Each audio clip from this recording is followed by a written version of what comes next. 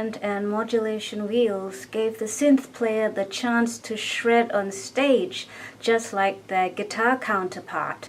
These wheels are responsible for creating two of the most recognizable traits of the synth player.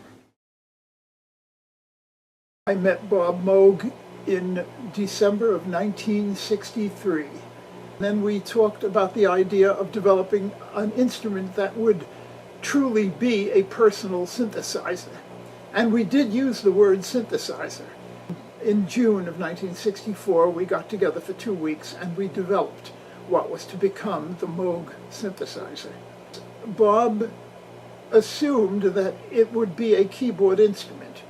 And I assumed as a keyboard instrument it would be very strongly a performance instrument. I said to Bob, we need to be able to articulate sound. He, of course, knew the word, but he didn't realize that this was a sound concept. And I said, it has to do with the way you touch an instrument. You create a kind of an attack on the instrument. And then when you take your fingers away, there is a decay of the sound.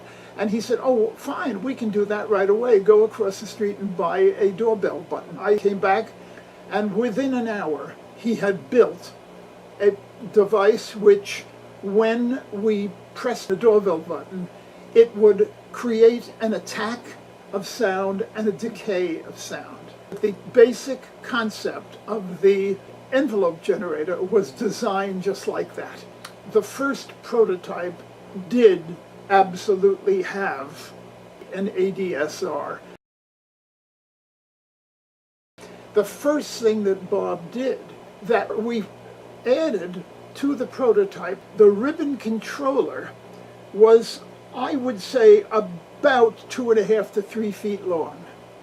And when you played a note, you could touch that controller and slide the pitch all the way up and down and up and down. He did have ribbon controllers on the early modular instruments that were made during the late 60s. He said this could be simplified by making a one wheel so that when you're performing with the right hand as a soloist, you can use your left hand to bend the pitch so that you could easily go ba-ba-da, ba-ba-da-ba, da-ba-da. And these are the things with your left hand.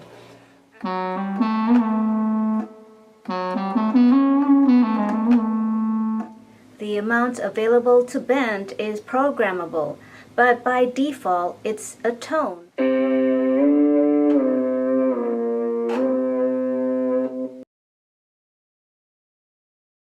Very shortly afterwards, they added a second control wheel to allow the amount of modulation to go from a modulating oscillator to the pitch oscillator. And added on to that was you could select different waveforms from the modulating oscillator, so that the modulating oscillator could be a sine wave, and then when you added that amount of sine wave to a pitch, it would give you a vibrato. The modulation wheel offers a vibrato type influence on the voice that's being played. The amount and depth are programmable. The amount would denote the speed at which the modulation is going. Fast equals more and slow equals less. Depth would denote the high and low peaks of the waveform. If the peaks are gentle, one gets a natural effect. If the peaks are extreme, one could get a pretty crazy sounding effect.